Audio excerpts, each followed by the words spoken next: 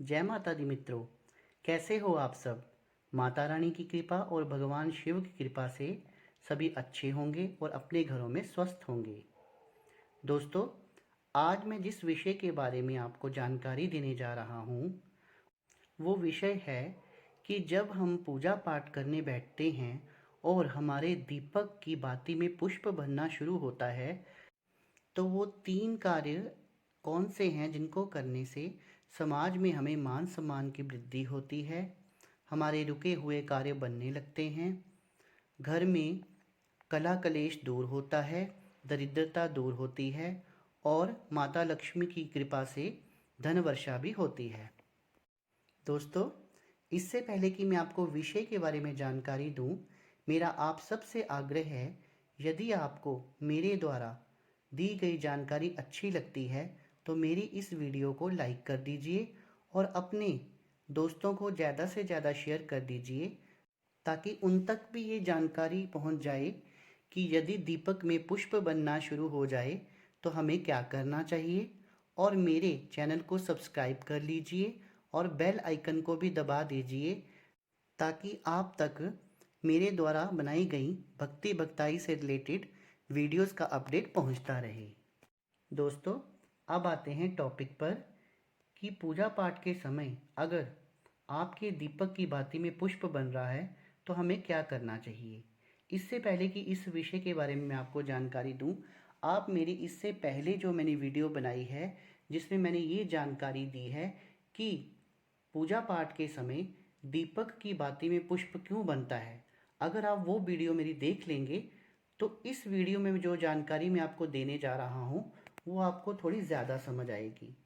दोस्तों, पूजा के समय आपके दीपक की बाती में पुष्प बनने का अर्थ ये भी होता है कि आपके इष्ट की आप पर कृपा है, उनका आशीर्वाद आपको मिल रहा है और आपका पूजा पाठ उनके चरणों में स्वीकार हो रहा है।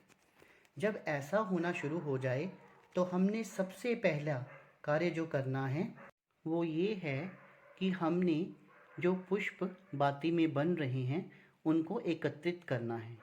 पर दोस्तों, जब हमने दीपक जलाया होता है और हम अपने इष्ट की पूजा कर रहे होते हैं उस समय इन पुष्पों को नहीं निकालना है।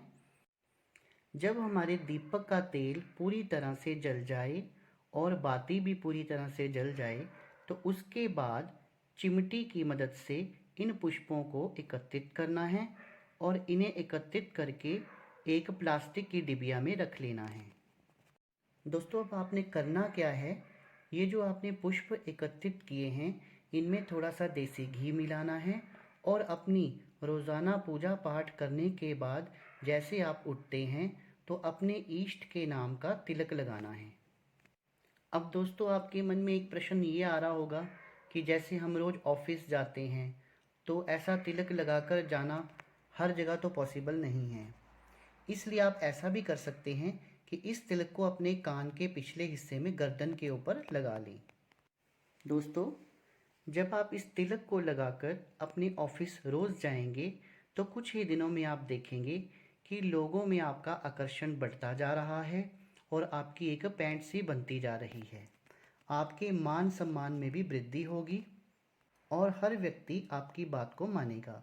इसके साथ साथ अगर आपके घर में दरिद्रता है, कला क्लेश है या फिर कोई बीमारी है, वो भी धीरे धीरे ख़त्म होती हुई नज़र आएगी।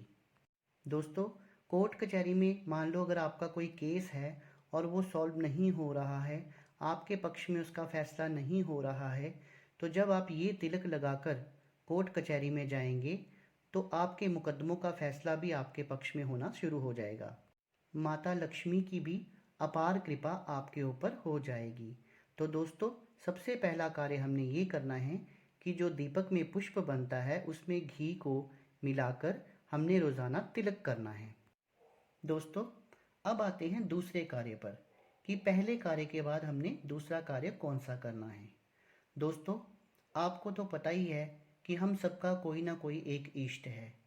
किसी का इष्ट माता रानी है, किसी का इष्ट महादेव हैं, किसी का इष्ट भगवान हनुमान हैं, किसी का इष्ट भगवान राम है।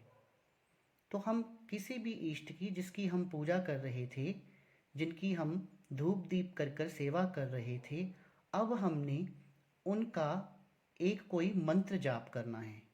दोस्तों, मंत्र कोई भी हो सकता है, बीज मंत्र भी हो सकता है, वैदिक मंत्र भी हो सकता है और शाबर मंत्र भी हो सकता है।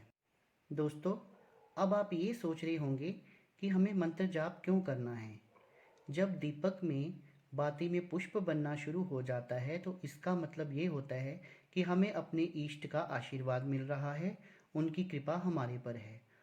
इसलिए उनकी कृपा के साथ जब हम उनके बीज मंत्रों का जाप करेंगे तो हमें उनकी और ऊर्जा प्राप्त होगी और उस ऊर्जा से हमारी आध्यात्मिक उन्नति होगी, हमारी कुंडलिनी शक्ति जागृत होगी और हमारी दिव्य दृष्टि भी खुल सकती है। दोस्तों, अब आते हैं तीसरे कार्य पर।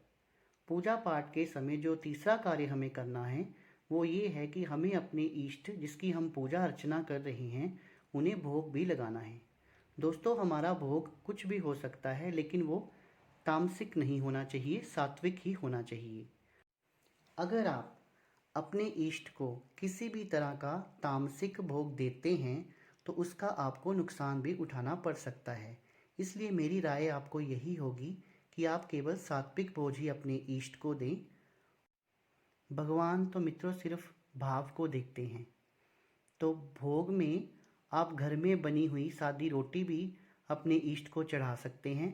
जैसे हमारे घरों में खाना बनता है तो पहली रोटी अपने इष्ट के लिए निकाल लीजिए, हमारे इष्ट तो उसी में खुश हो जाएंगे।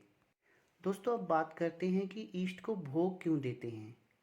मैं इसको एक उदाहरण के तौर पर समझाता हूँ कि मान लीजिए हमारे घर में कोई मेहमान आता है और हमारा मेहमान आकर बैठता है और हम उसे चाय पानी नहीं पूछते हैं तो वो हमारा मेहमान अंदर ही अंदर नाराज़ हो जाएगा।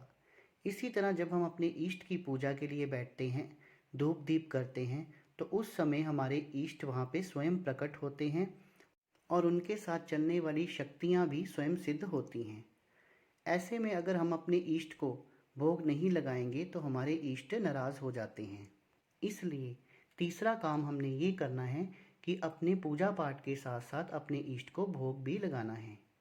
दोस्तों, आज जो मैंने आपको 3 कार्य बताए हैं जो आपने अपने रोज़ाना के पूजा पाठ के साथ करने हैं, अगर आप ये तीनों कार्य कर लेते हैं तो इस चीज़ की मैं गारंटी लेता हूँ कि किसी के घर में दरिद्रता नहीं रहेगी, कला कलेश समाप्त हो जाएगा, उसके घर में किया कराया समाप्त हो जाएगा और उसके घर में धन धान्य की वर्षा होगी। दोस्तों, मेरे से जितना हो सका मैंने इस विषय के बारे में आपको पूर्ण जानकारी देने की कोशिश की है। मेरे द्वारा दी गई जानकारी अगर आपको अच्छी लगी हो तो मेरी वीडियो को लाइक कर देना और अपने दोस्तों में ज़्यादा से ज़्यादा शेयर कर देना ताकि ये जानकारी ज़्यादा से ज़्यादा लोगों तक पहुँचे और मेरे चैनल को सब्सक्राइब कर देना। धन्यवाद मित्रों।